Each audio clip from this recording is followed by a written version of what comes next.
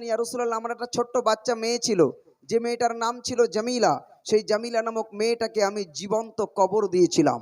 যখন কবর দিচ্ছিলাম আমার মেয়েটা হাউমাউ করে কাঁদছিল আমার দিকে ফিরে। আর এই তোমার কাছে আমি চাই না কিছু বার, আবু তোমার কাছে আমি চাই না কিছু বার, আমার মায়ের কাছে দাও যেতে দাও মিনতি আমার, আমার মায়ের কাছে দাও যেতে দাও মিনতি আমার, আবু তোমার কাছে আমি চাই না কিছু বার, আমার মায়ের কাছে দাও যেতে দাও মিনতি আমার, আমার মায়ের কাছে দাও যেতে দাও মিনতি আমার, বলো কি কারণে দেবে কবর, কি দোষ আমার,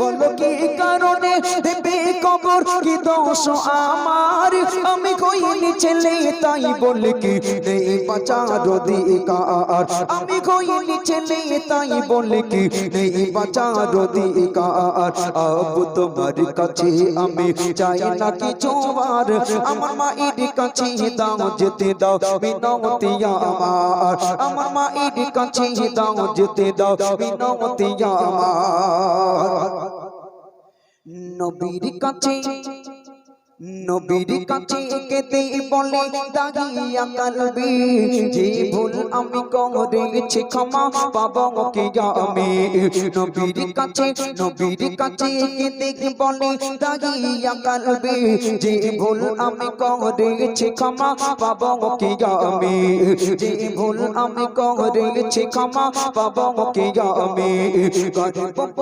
গর্ভবতী ছিল যখন আমার বিবি, তাই খুশি মনে বিদেশে গেলাম করতে আই পাতি, তাই খুশি মনে বিদেশে গেলাম করতে আই পাতি, কত আশা ছিল হবে ছেলে দেখা বসাবা, আমি দেশে ফিরে দেখিলাম আমার করুণা, আমি দেশে ফিরে দেখিলাম আমার করুণা, আবু তোমার কাছে আমি চাই না কিছু বার, আমার মায়ের কাছে দাও যেতে দাও মিনতি আমার, ইয়া রাসূলুল্লাহ, ইয়া হাবিবাল্লাহ হুজুর, আমি দাহিয়া কালবি বিয়ে করলাম, খুব সুন্দরী বউ হলো আমার। আমার স্ত্রী যখন প্রেগনেন্ট হলো, আমার স্ত্রী যখন অন্তঃসত্ত্বা হলো, আমার বিবিকে আমি বাড়িতে রেখে বিদেশে কাজ করতে চলে গেলাম।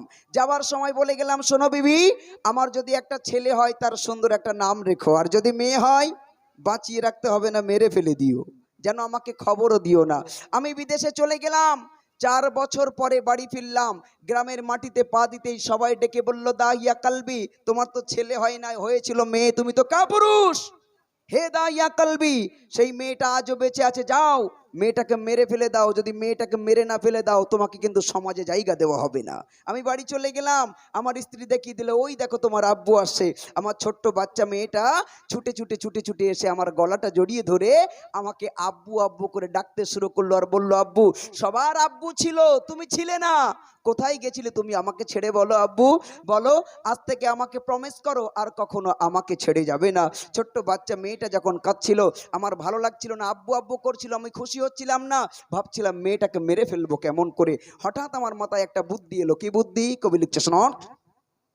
আমি কি করি গাই ভেবে না পাই একে কেমনে মারা যায়, আমি কি করি গাই ভেবে না পাই একে কেমনে মারা যায়, বলি চলো সোনা আজকে তোমার মামার বাড়ি যাই, আমি কি করি গাই ভেবে না পাই একে কেমনে মারা যায়, বলি চলো সোনা আজকে তোমার মামার বাড়ি যাই, বলি চলো সোনা আজকে তোমার আমার বাড়ি যায়, নূতন জামা পরে মেয়ের খুশির সীমা নয়, নূতন জামা পরে মেয়ের খুশির সীমা নয়, সে মরুভূমির উপর দিকে খুশিতে দৌড়ায়, সে মরুভূমির উপর দিকে খুশিতে দৌড়ায়, সে কিছু পরে পানির তরে করে হাহাকার,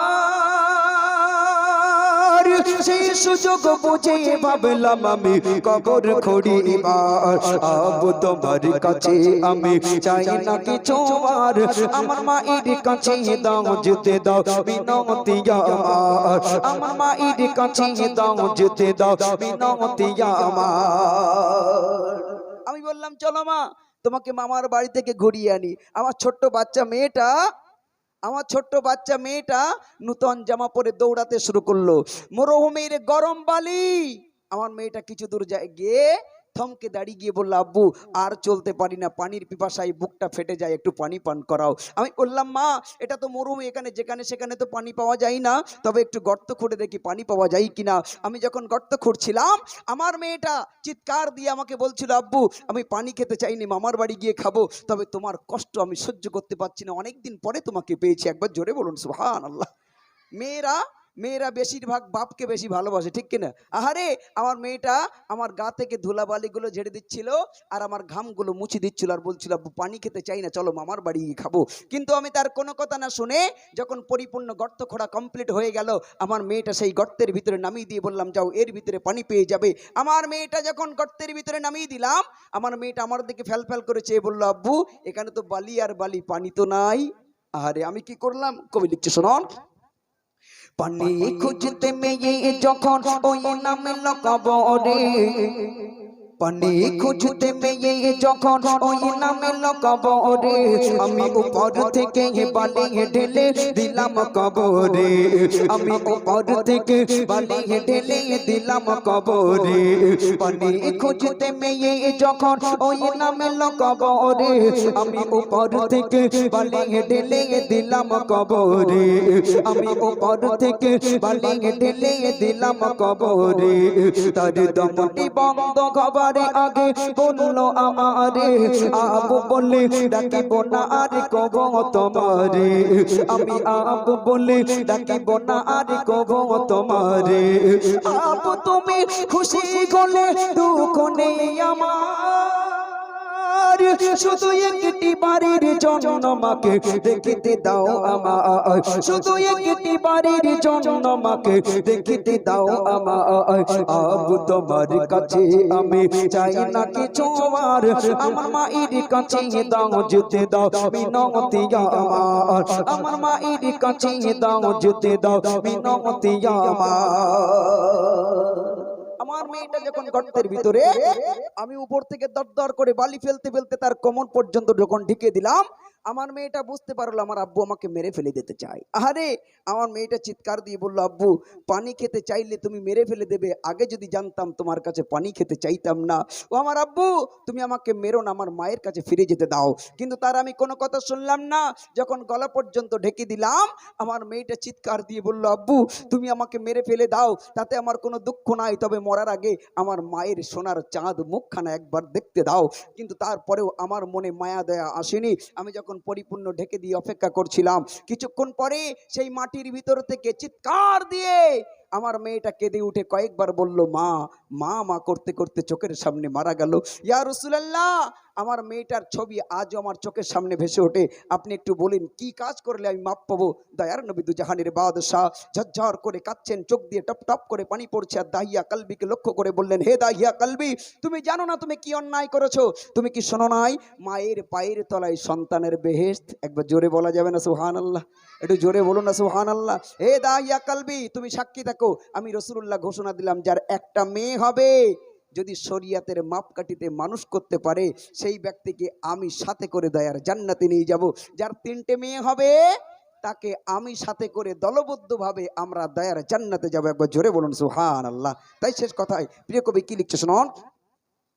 দয়ার নবী কেঁদে বলে, দাগিয়া কালবি তোমায় ক্ষমা করবে কিনা জানে আল্লাহ রবি।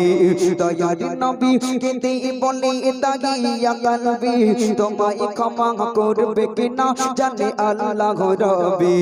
তুমি ইমানে এনে মুসলিম হয়েছ সাহাবী, তবু আমার থেকে থাকবে দূরে জানাই এ আরজি, তবু আমার থেকে থাকবে দূরে জানাই এ আরজি। বলে সাইফুদ্দিনা মিনি নারীর গরম সমাবার, নারী জাতি গলম তোমার জান্নাতের রাগাবার, এই নারী জাতি গলম তোমার জান্নাতের রাগাবার। আবু তোমার কাছে আমি চাই না কিছু বার, আমার মায়ের কাছে দাও যেতে দাও মিনতি আমার, আমার মায়ের কাছে দাও যেতে দাও মিনতি আমার, আমার মায়ের কাছে দাও যেতে দাও মিনতি আমার। আল্লাহর বলি বড় পীর আব্দুল কাদের জিলানী রাহমাতুল্লাহ আলাইহি, তার আব্বা জান হযরতে আবু সালেম মুসা জাঙ্গি কেমন ছিলেন, তার মা কেমন ছিল। তিনি নদীর ধার দিয়ে হেঁটে হেঁটে যাচ্ছেন, ক্ষুধার্ত তৃষ্ণার্ত টলছে আহারে। কিছু দূর যাওয়ার পরে নদীতে নেমেছেন, এক হাজলা পানি খাবে তাই। তারপর কি ঘটনা ঘটছে কবি লিখছে শুনুন।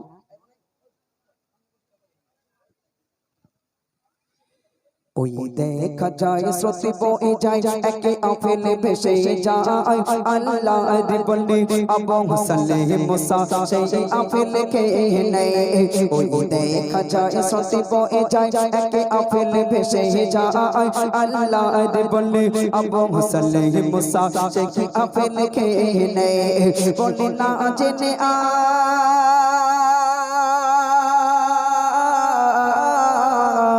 বলে না জেনে আজ ফল খেয়েছি কাঙ্গারি বাগানে, বলে না জেনে আজ ফল খেয়েছি কাঙ্গারি বাগানে। আল্লাহর বলে আবু সালেহ মুসা যাই তাগার সন্ধানে। ওই দেখা যায় স্রোতে বয়ে যায় একে আফেল ভেসে যায়, আল্লাহর বলে আবু সালেহ মুসা সেই আফেল কে নেয়। বলে না জেনে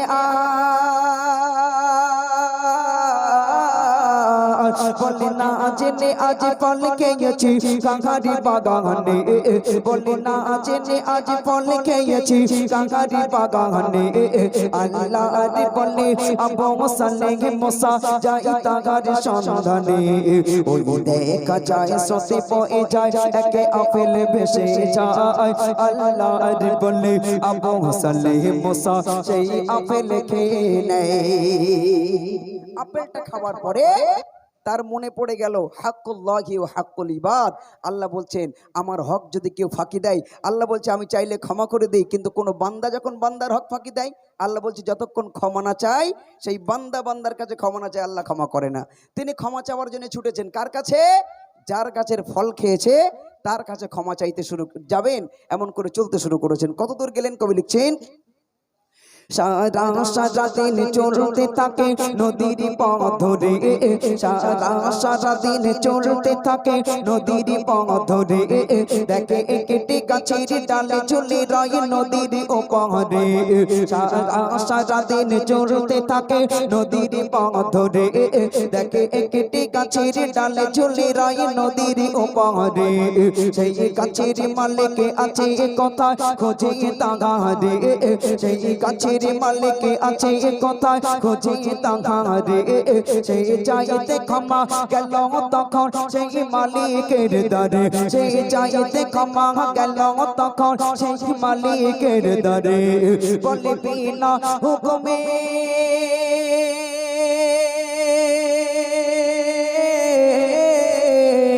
বলে বিনা হুকুমে ফল খেয়েছি আপনার বাগানে, বলে বিনা হুকুমে ফল খেয়েছি আপনার বাগানে। আজ দুই দিন হলো আছি খেতায় আপনার ইন্তজারে, আজ দাও গো ক্ষমা করে আমায় ও গো মালিক ভাই, ক্ষমা না পেলে কি জবাব দেব খোদার দরগায়। ওই দেখা যায় স্রোতে বয়ে যায় একে আফেল ভেসে যায়, আল্লাহর বলি আবু সালেহ মুসা সেই আফেল খেয়ে নেয়। সারাদিন হেঁটেছেন, হাঁটতে হাঁটতে 1 ক্রোশ নয় 2 ক্রোশ নয় 5 ক্রোশ দূরে গিয়ে দেখছেন নদীর উপর একটা ডাল ঝুলে রয়েছে। হ্যাঁ, তাহলে একটু বেশ বাড়াও,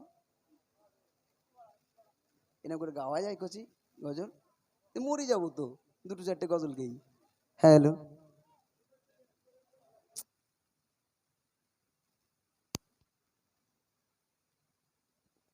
hello hello hello hello hello check check, hello hello check. Hello hello check, test test, hello hello, একটু বাড়াও দেখি একটু। কি সব বোনার এতক্ষণ ধরে সেটিং হচ্ছে না, কি ঘোড়ার ডিম করছো আল্লাহই ভালো জানে। আল্লাহর বলি হযরতে আবু সালিম মুসা জঙ্গি রহমাতুল্লাহি আলাইহি হাঁটতে হাঁটতে 1 ক্রোশ নয় 2 ক্রোশ নয় 5 ক্রোশ দূরে গিয়েছেন, দেখেছেন একটা নদীর উপরে ডাল ঝুলে রয়েছে, যেমন আপেল তিনি খেয়েছিলেন সেই একই রকম আপেল ঝুলছে। বাগানের ভিতরে প্রবেশ করলেন, বাগানের মালিককে ডেকে বললেন, হে বাগানের মালিক, আমি আপনার গাছের ফল খেয়েছি, আপনাকে না বলে আপনি আমাকে ক্ষমা করে দেন। বাগান মালিক বলে, কি সর্বনাশ, কত ছেলে পেড়ে খেয়ে নেয় আর পড়ে পেয়ে খেয়েছে, 5 ক্রোশ দূরে কোনো সাক্ষী নাই, আর এখানে ক্ষমা চাইতে এসেছে। এ ছেলে তো যাই তাই ছেলে না, এ নিশ্চয়ই আল্লাহর বলি হবে। তবে কেমন হলি একটু বাজিয়ে দেখা যাক। তখন বাগান মালিক কি বলছে শুনুন। ওই বাগানে মালিক ভাবে মনে নয় সাধারণ ছেলে, ওই বাগানে মালিক ভাবে মনে নয় সাধারণ ছেলে, ইনি একে আল্লাহর বলে তাই তো ক্ষমা চাইতে এলো ফিরে। ওই বাগানে মালিক ভাবে মনে নয় সাধারণ ছেলে, ইনি একে আল্লাহর বলে তাই তো ক্ষমা চাইতে এলো ফিরে। বলে করতে পারে ক্ষমা তোমার যদি দাও কথা মরে, বলে করতে পারে ক্ষমা তোমার যদি দাও কথা মরে। এই আপেল বাগানে থাকতে হবে আমার গোলাম হয়ে, এই আপেল বাগানে থাকতে হবে আমার গোলাম হয়ে। তারে বলে সাজা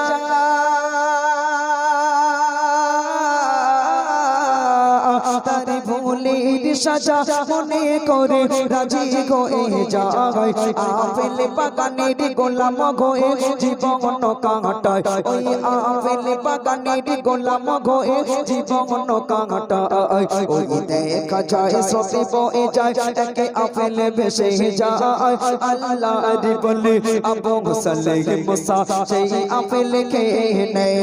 ওই দেখা যায় সতে বয়ে যায় একে আপেল ভেসে যায়, আল্লাহর বলে আবু সালেহ মুসা সেই আপেল খেয়ে নেয়।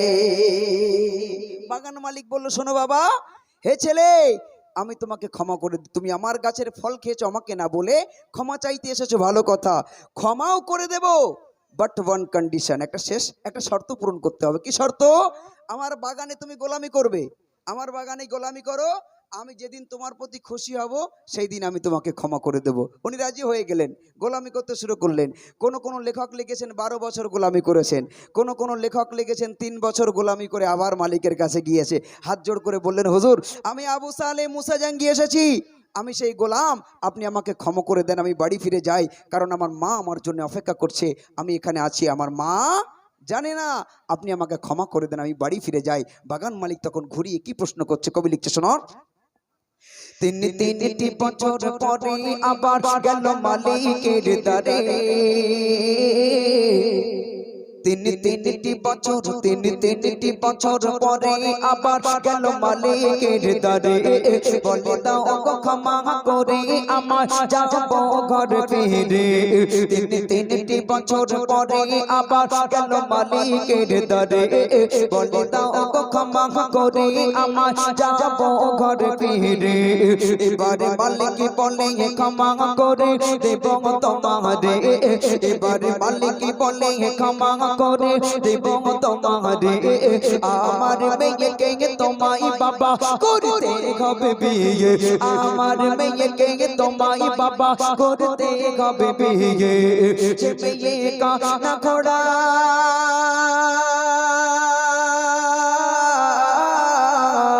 সে মেয়ে কানা ঘোড়া বানলো কালো কদা কাগর, সে মেয়ে কানা ঘোড়া বানলো কালো কদা কাগর। যদি তাকে বিয়ে করো তুমি দেব ক্ষমা করে। ওই দেখা যায় সতে বয়ে যায় একে আপেল ভেসে যায়, আল্লাহর বলে আবু সালেহ মুসা সেই আপেল খেয়ে নেয়। ওই দেখা যায় সতে বয়ে যায় একে আপেল ভেসে যায়, আল্লাহর বলে আবু সালেহ মুসা সেই আপেল খেয়ে নেয়।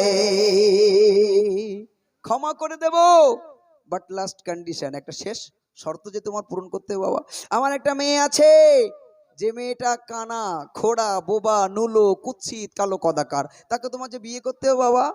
উনি এক বাক্যে মাথাটা নিচু করে ভাবলেন, তাই তো, আজ আমি যদি বিয়ে না করি ইনি আমায় ক্ষমা করবে না, আর ক্ষমা যদি না করে কিয়ামতের দিন হাসরের ময়দানে একটা দিন হবে 50,000 বছরের দিন, সেই দিন আমি আসামির কাঠগড়ায় দাঁড়িয়ে থাকবো কেমন করে। তার থেকে বরং ওই 50,000 বছরের থেকে এই 60-70 বছরের জীবন অনেকটা ছোট, ওর থেকে কানা মেয়ে বিয়ে করে ক্ষমাটা চেয়ে নি। আহারে, আল্লাহর বলি তো এমনি এমনি হওয়া যায় না।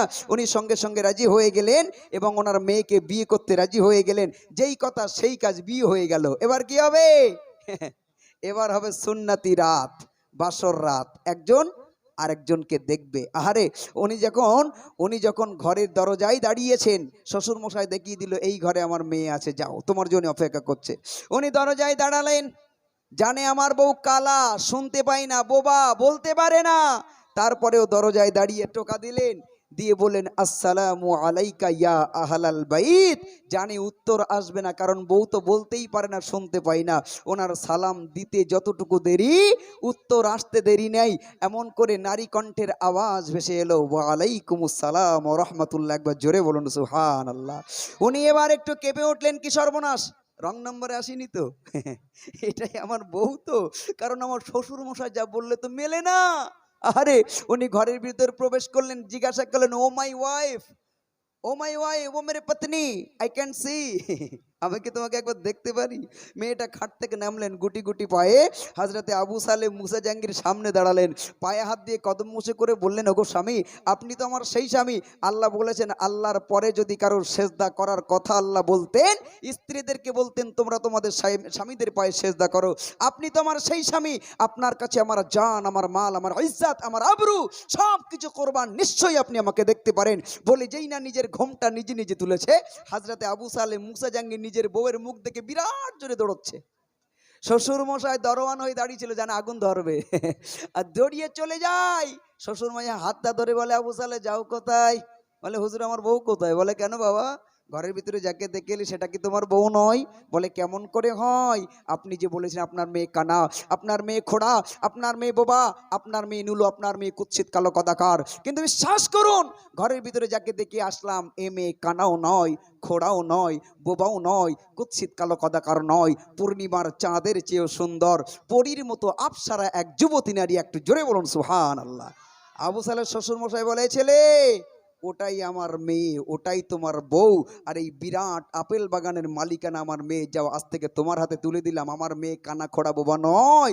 হে ছেলে, আমার মেয়ের উপযুক্ত পাত্র হলে তুমি তোমার হাতে তুলে দিলাম। একবার জোরে বলুন সুবহানাল্লাহ। তাই কবি শেষ কথায় লিখছেন, আল্লাহর ভয়ে ভীত হয়ে রাজি হয়ে জাগায়, কানা খোড়া বহুবা মেয়েকে বিয়ে করে নেয়।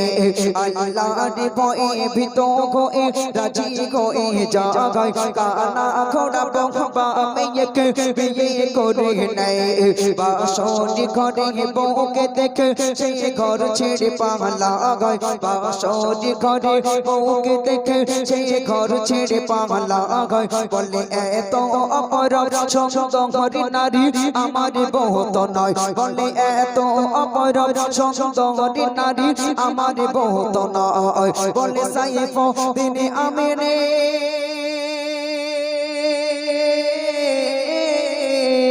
বলে, সাইফুদ্দিন আমিনে, ও মা জননী, ও এমন রমণী।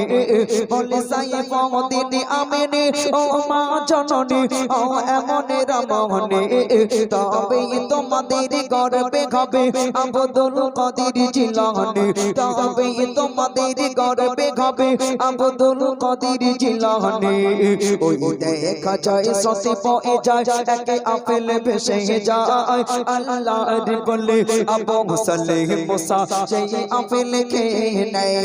ওই দেখা যায় সতে পয়ে যায়, একে আপেল ভেসে যায়। আল্লাহর বলে আবু সালেহ মুসা সেই আপেল খেয়ে নেয়। তার ছিল কিসের ভয় বাবু? আমার বয়স্ক বাবাজিরা যারা শুনছেন, আপনাদের কাছে প্রশ্ন, এই যে আবু সালের ঘটনা বললাম, এর অন্তরে কি ছিল? কি ছিল? আল্লাহর ভয় ছিল। তাকে কেউ দেখিনি, তারপরেও আল্লাহর সে ভয় করেছে। আজ বর্তমান মানুষের কোনো কিছুর অভাব নেই, একটার অভাব, সেটা হলো আমাদের অন্তর থেকে খোদার ভয় উঠে গেছে। আল্লাহর বলি, আল্লাহর নবীর, আল্লাহর রসুলের স্ত্রী হজরতে আম্মাজান খাদিজাতুল কুবরা, প্রথম স্ত্রী। শুনেছেন বাবু আপনারা? নিশ্চয় শুনেছেন। এই খাদিজা, আচ্ছা কমিটির ভাইরা, এই সামনের লোকগুলো খুব মনোযোগ দিয়ে শুনছে, একটুখানি ভাই প্লিজ একটু আস্তে কথা বলুন, একটুখানি একটুখানি একটুখানি আসতে ভাই প্লিজ, আপনাদের কাছে রিকোয়েস্ট, একটু আসতে বলুন ভাই। এদিকে মানুষগুলো শুনছে, একটুখানি আসতে বলুন ভাই। আপনারা তো শোনার জন্য দাওয়াত করে এতটুকু মানুষ আহ্বান করেছেন, প্লিজ আপনারা কথা বলবেন না।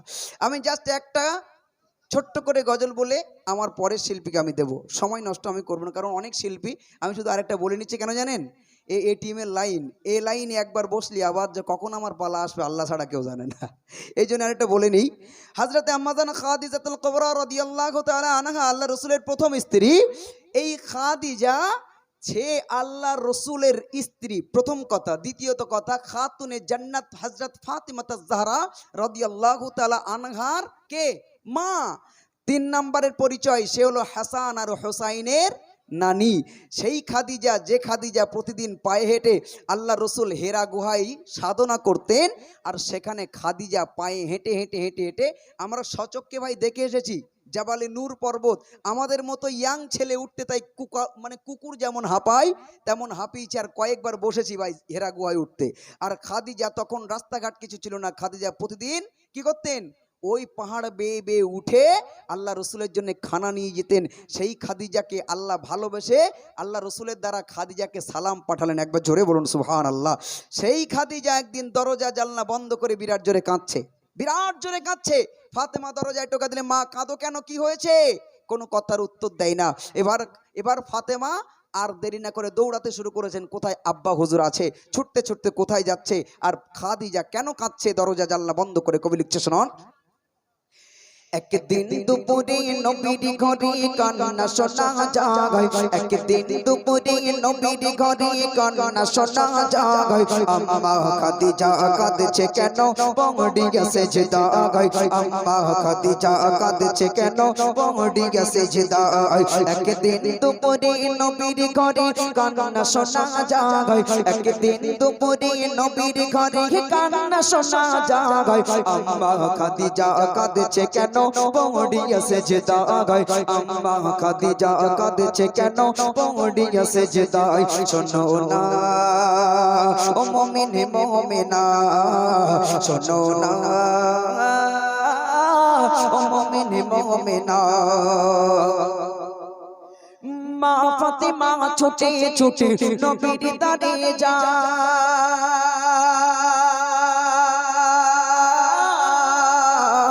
মা ফাতেমা ছুটে ছুটে নবীর দাঁড়ে যায়। গিয়ে মায়ের দুঃখের কথা নবীকে শোনায়, গিয়ে মায়ের দুঃখের কথা নবীকে শোনায়। মা ফাতেমা ছুটে ছুটে নবীর দাঁড়ে যায়, মা ফাতেমা ছুটে ছুটে নবীর দাঁড়ে যায়। গিয়ে মায়ের দুঃখের কথা নবীকে শোনায়, সে গিয়ে মায়ের দুঃখের কথা নবীকে শোনায়। দয়ার নবী ঘরে ফিরে দেখল এ ঘায়, দয়ার নবী ঘরে ফিরে দেখল এ ঘায়। সব দরজা জানালা বন্ধ, শুধু কান্না শোনা যায়। সব দরজা জানালা বন্ধ, শুধু কান্না শোনা যায়। নবী দয়াময়, নবী দয়াময় ভেবে না পাই কি কারণে গায়, নবী দয়াময় ভেবে না পাই কি কারণে গায়। আম্মা খাদিজা কাঁদছে কেন, পড়িয়া সেজদায়। আম্মা খাদিজা কাঁদছে কেন, পড়িয়া সেজদায়। একদিন দুপুরে নবীর ঘরে কান্না শোনা যায়, একদিন দুপুরে নবীর ঘরে কান্না শোনা যায়। আম্মা খাদিজা কাঁদছে কেন, পড়িয়া সেজদায়। আম্মা খাদিজা কাঁদছে কেন, পড়িয়া সেজদায়। আল্লাহ রাসূল তো জানের বাদশা, ছুটে ছুটে বাড়ি আসলেন। আহারে আমার খাদিজা কাঁদছে কেন, কি হয়েছে আমার খাদিজার? দরজায় আসলেন, টোকা দিলেন, খাদিজা ও বিবি খাদিজা তোমার দরজার সামনে দাঁড়িয়েছি, আমার গায়ের গন্ধ শুকে তুমি বুঝেছো আমি নবী বাড়ি এসেছি, তুমি দরজা খুলে দিয়েছো, আমার টোকাও দিতে হয়নি। হে খাদিজা, আজ কাঁদছো কেন? আমার কথায় কি তুমি ব্যথা পেয়েছো? আমি গরিব নবী, তোমাকে ভালো মন্দ দুবেলা দুমুঠো খেতে দিতে পারি না, তোমাকে ভালো কাপড় চোপড় দিতে পারি না, তাই কি তুমি রাগ করেছো? খাদিজা কাঁদো কেন? দরজা খুলে দাও। খাদিজা কোনো কথার উত্তর দেয় না। নবী এবার অনুনয় বিনয় করে হাত জোড় করে খাদিজার কাছে মিনতি করছে। কেন? কবি লিখছে, শোনো। দয়ার নবী বলল এবার ওগো খাদিজা,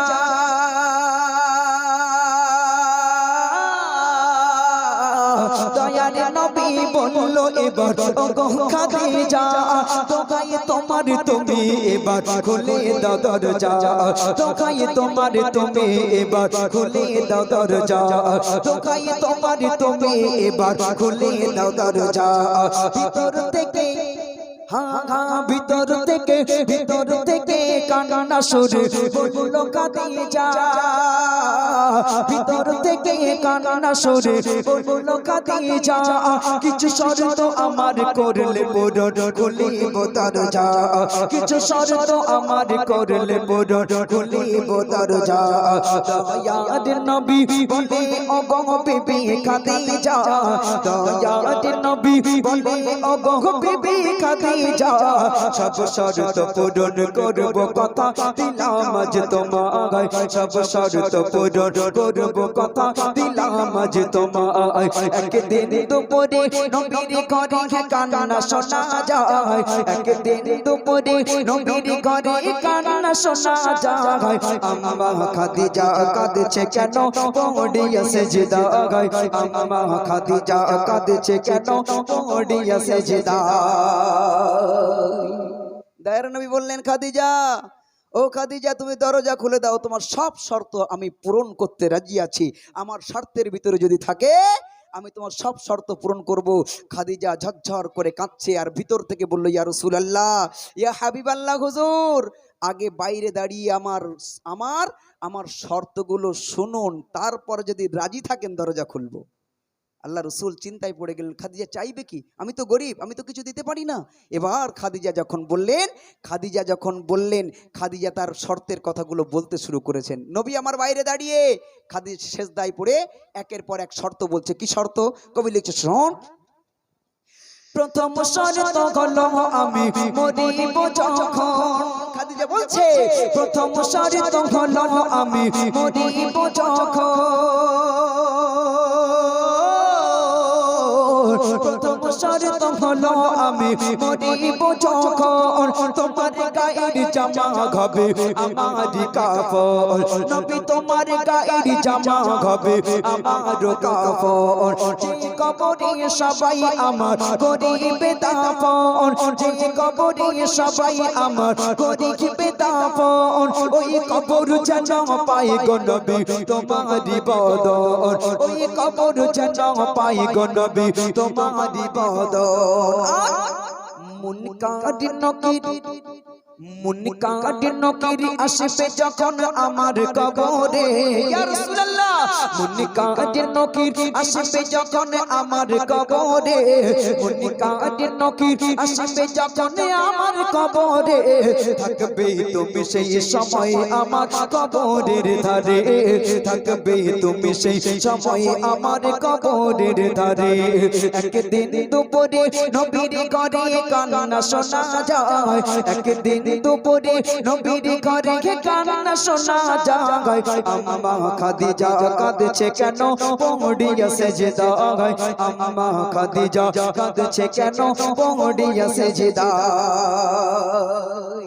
খাদিজা কি চাইলো? সোনার হার। আমাদের ঘরের বউরা হলে কি বলতো, এবার আমার বিবাহ অ্যানিভার্সারিতে কি দেবে তুমি? সোনার গিফট কি দেবে? হাতের চুড়ি নাকি কানের দুল নাকি হাতের বাউটি, কি দেবে তুমি? আমাদের ঘরের বউরা সোনা দানা দ্বারা দুনিয়ার জিনিস ছাড়া আর কিছু চাইবে? দুনিয়ার জিনিস, যার বাপের বাড়ি গিয়েলাম 2 লাখ টাকাতে বাথরুম করে কি সুন্দর দেখে আইছি, পাথরটা তুললাম, তুমি করবো না? তুমি কবে করবা? বলো না। আমাদের ঘরের বউদের দুনিয়াবি চাহিদা ছাড়া কিছু নাই, কিন্তু আল্লাহ রসুলের স্ত্রী, নিজের স্ত্রী খাদিজা, সে সে দাবি করলেন আল্লাহ রসুলের কাছে, ইয়া রাসূলুল্লাহ, আমি খাদিজা যেদিন দুনিয়া ছেড়ে বিদায় নিয়ে চলে যাব, আপনি যেন দুনিয়ার কোনো কেনা কাফন দ্বারা আমার কাফন পরাবেন না, আপনার গায়ের জামা দিয়ে আমার কাফনটা করবেন।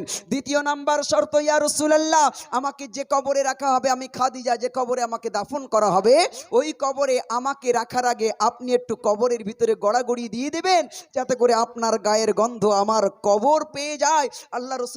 আল্লাহর ফারিস্তারা যখন আসবে, তখন তারা যেন কবরে ঢুকলেই বুঝতে পারে এই কবরে আল্লাহ রসুলের গায়ের গন্ধ পাওয়া যায়। একবার জোরে বলুন সুবহানাল্লাহ।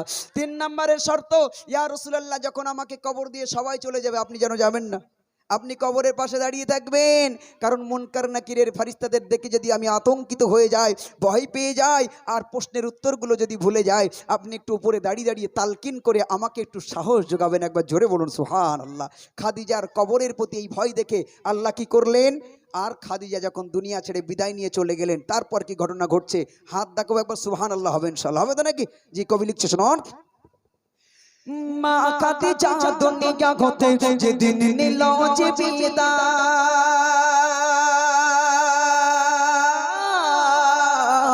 মা খাদিজা দুনিয়া হতে যেদিন নিল যে বিদায়, সব শর্ত পূরণ করলো আমার নবী দয়াময়, সব শর্ত পূরণ করলো আমার নবী দয়াময়। কবরের মাঝে মুনকার নকির, কবরের মাঝে মুনকার নকির, যে সওয়াল জবাব চায়,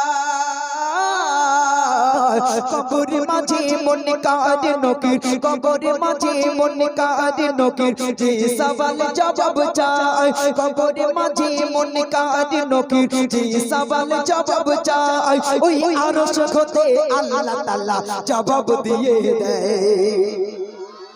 একটু জোরে বলা গেল না সুবহানাল্লাহ? আরো জোরে বলুন না সুবহানাল্লাহ।